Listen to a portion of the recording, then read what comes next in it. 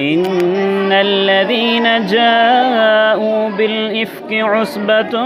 منكم لا تحسبوه شرا لكم بل هو خير لكم لكل امرئ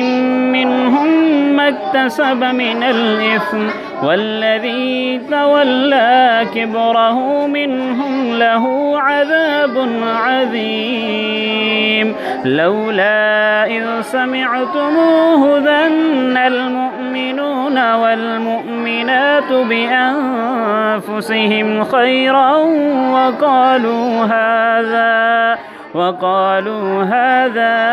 إفك مبين لولا جاءوا عليه بأربعة شهداء فإذ لم يأتوا بالشهداء فأولئك عند الله هم الكاذبون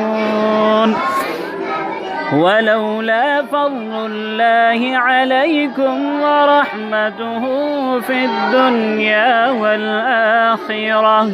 لمسكم فيما أفضتم فيه عذاب عظيم إذ تلقونه بألسنتكم وتقولون بأفواهكم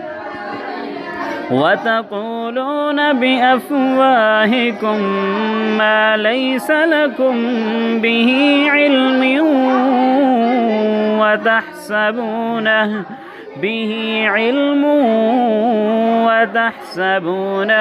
هينا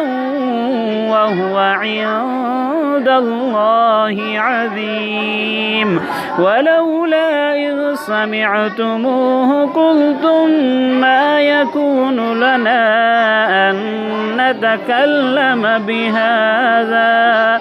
سبحانك هذا بهتان عظيم يعظكم الله أن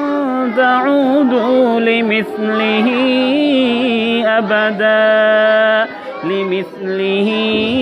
أبدا إن كنتم مؤمنين ويبين الله لكم الآيات والله عليم حكيم إن الذين يحبون أن تشيع الفاحشة في الذين آمنوا لهم عذاب عليم في الدنيا والآخرة والله يعلم وأنتم لا تعلمون ولولا فضل الله عليكم ورحمته وأن الله رؤوف رحيم.